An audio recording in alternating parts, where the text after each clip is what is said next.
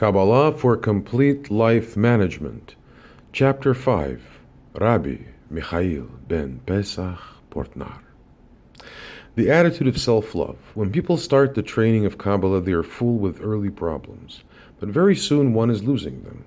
All the excuses for not working on the inner come from the ego. The ego is whispering in your ears, "I had a headache, so I couldn't come." This only means you gave your surrounding the opportunity to bring yourself to a lower level. And this is coming from the ego because the ego enjoys material and outer things and hates the inner. Even the wish for relaxation is from the ego. The ego is afraid of the attitude of, "I don't need anything, I'm satisfied, I have everything." As soon you overcome the ego, you don't need sleeping pills, alcohol, cigarettes, or drugs. The strength of the spiritual sphere comes upon you and will guide you to your ultimate goal. Always have the thought for the achievement of your ultimate goal. No, the intention is the most important thing. The collecting of your wishes. Every person has his own roots. Be true to your root, but also make profit of the root from people stranger to you. There has to be the wish in you for taking in the deep roots of your inner being. Through this, we are coming closer to our source. To take in other people's wishes creates room within us, because a wish is shortness, and only where there is shortness there can be a filling. The more wishes we have, the more sensors we have for the light. And the differentiation in our wishes make it only better. See it as enrichment. These wishes are heavier and more difficult to fulfill. There is more work to do, but at the end there will be an inner connectedness. So experience. Search, and you will find the love for others, even for them who you hated, the enemy and the bad ones. Life is the here and now. 1. Was then, or living in the past, is the left hand pushing away. 2.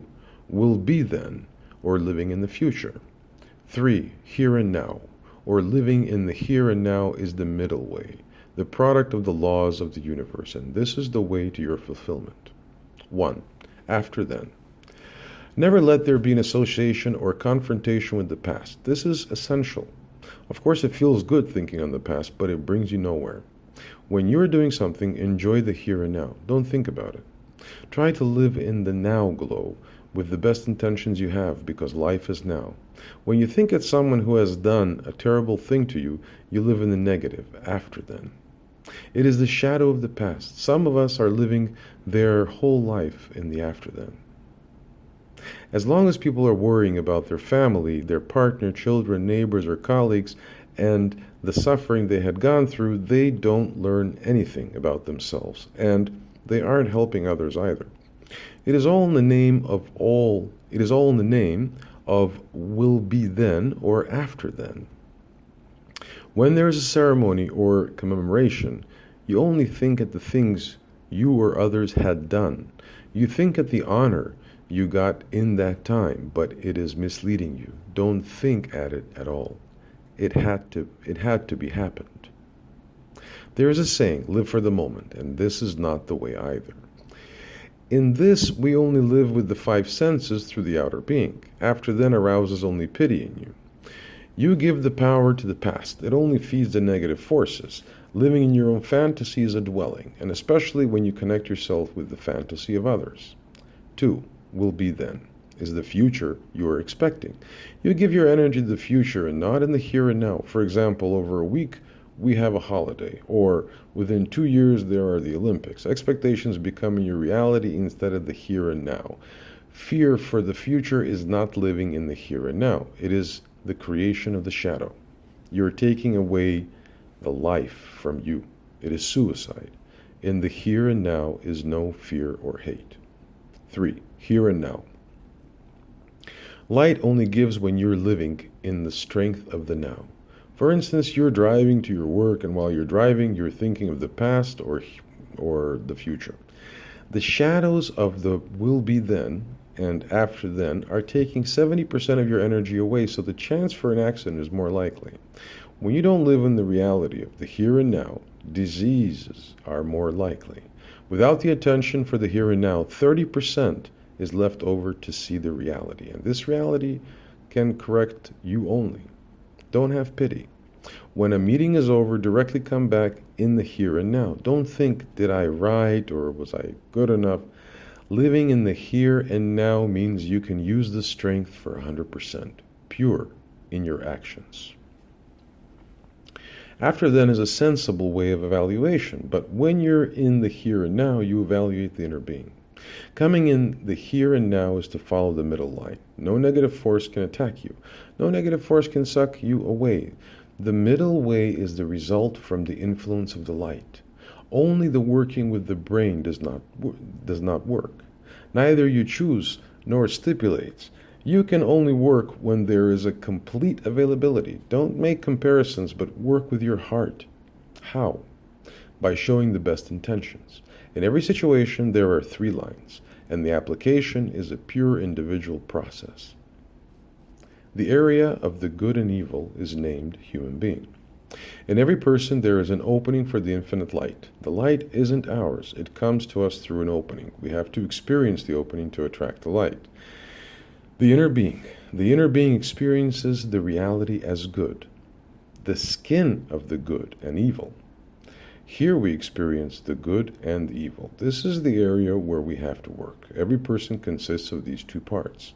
The outer being, people who are living in this area only have the wish for food, drink, sex, etc. The outer being isn't aware of the inner zones. In the inside of the layer of the outer being, we see education, religion, culture, the attitude of life, the social skills, mental consideration, etc. These are all varieties of the outer being. It is very close to the true area, but it is still the area of the outer being. The next layer is the zone, where lays the experience of the true good and evil of the person. The deeper we go, the deeper we will experience the true good. To be good means we are already in the area of the good. The area of the good and the evil within us is named human. Actually, it is the area of our study. First, you have to experience the whole area. Accordingly, we have to reform, inch by inch, the stadium of the evil into the good and add them in our inner being. The area of the good will be growing through this process, and the evil will be lessening. When we choose the evil, the light is leaving us. We are experiencing this as darkness, loneliness, and grief. When a baby is born, he only experiences his outer being.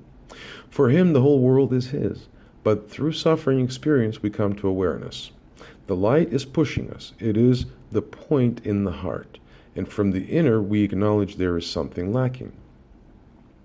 When a person works on himself, the true point in him is growing and receives volume. In a way, it is the building up of a structure within us. We have to feel all the layers. How?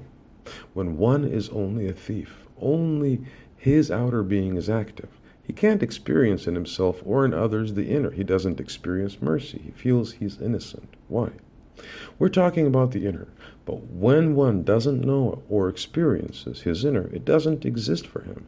And the paradox is, he isn't lying. When time goes forwards, we will come more and more in contact with ourselves. The battlefield is the area of the good and evil. This inner layer is an easy one.